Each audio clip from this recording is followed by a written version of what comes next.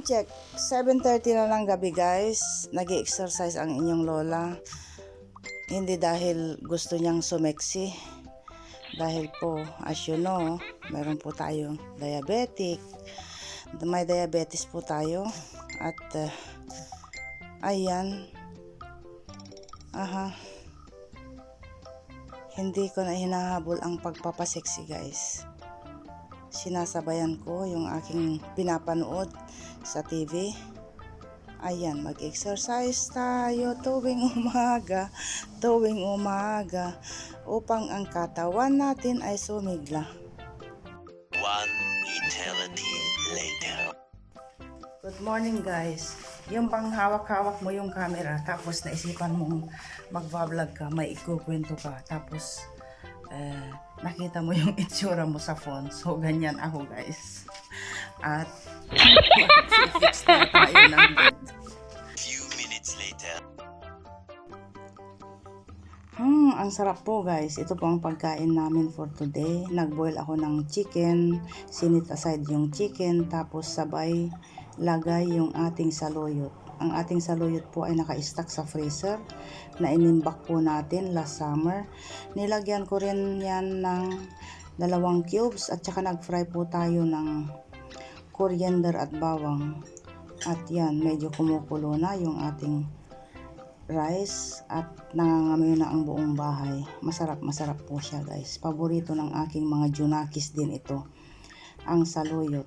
At saka yung buto-buto at saka beans ang paborito namin dito. 2,000 years later. Akyat tayo at maglilinis ng buhangin ni Lucky. O, tignan nyo, mga bata talaga. Iniiwan yung light na nakabukas. Dagdag kuryente. Tignan nyo, oh. Umalis silang nakabukas ang kuryente. Malinis pa naman ang dito pala ang kwarto ni Jessie at saka ni George. Pero kung naiinitan sila, sa salas sila natutulog. Maglinis tayo ng buhangin ni Lucky. Sandali, i-flip natin ang camera. Oh, ayan, malinis na. Natanggal na natin yung kanyang pupo.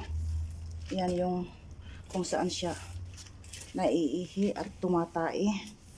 Ang pagkakaroon ng pusa ay matrabaho din guys. Opo, dapat everyday yan nalinisan.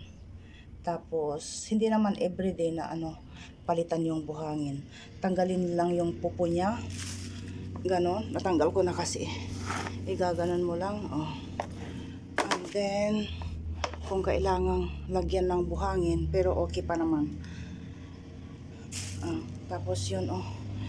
Ang daming binili ni Habi, mga buhangin. Buhangin guys yan. Oo, yun nga, sabi ko nga, ang pagkakaroon ng pusa ay matrabaho at magasta rin. Liban dun sa pagkain niya, dahil very picky si Lucky. Oo.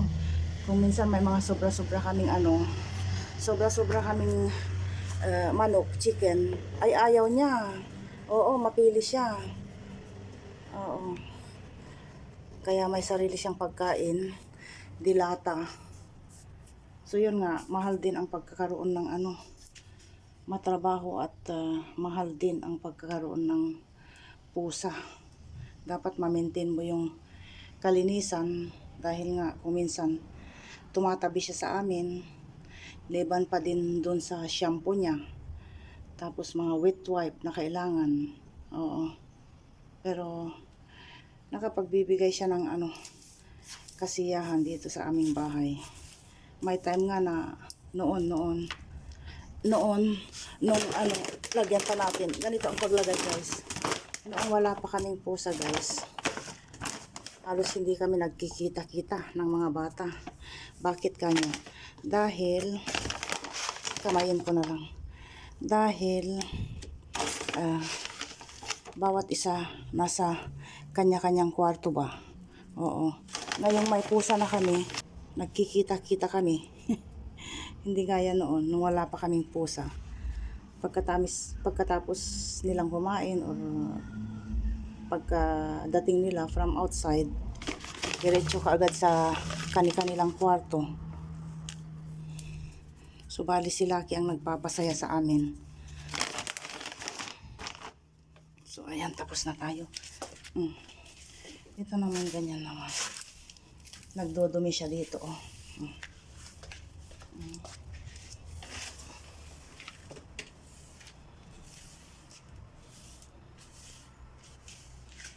Ayaw kong ilabas doon.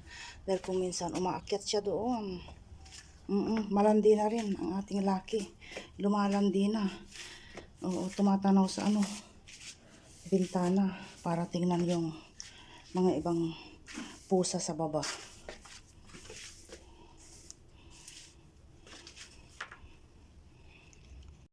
Mainit na guys. Ayun, nakatapos tayo dito. Pinapawisan na ako. Na-delay yung ating isang pag-unboxing na na-promise ko sa inyo guys. Yung envelope na natanggap natin. Dahil nagkasakit si Bunso. Una ako, tapos si Habi, tapos siya ngayon, si Bunso. At the same time, may kaguluhan na nangyayari. Anyway, okay naman.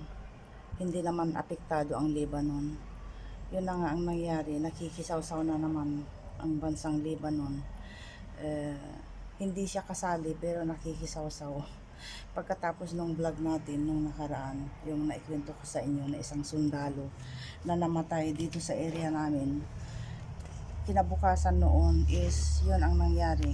Yung isang bansa umatake dun sa isang bansa at natatakot na naman ang mga tao at buti na lang at hindi kami kasali doon. Oo, hindi kami kasali doon pero nakisawsaw na naman ang bansang Lebanon.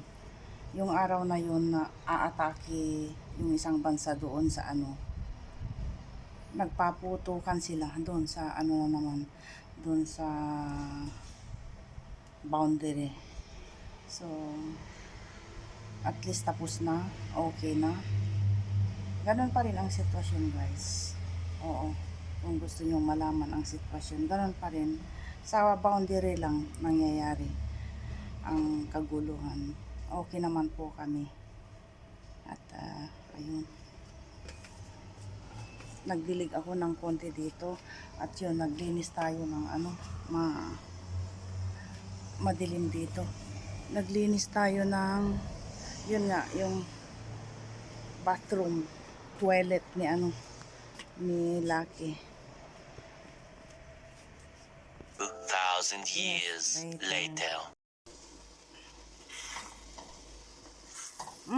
Kalimutan muna nating meron tayong diabetes guys.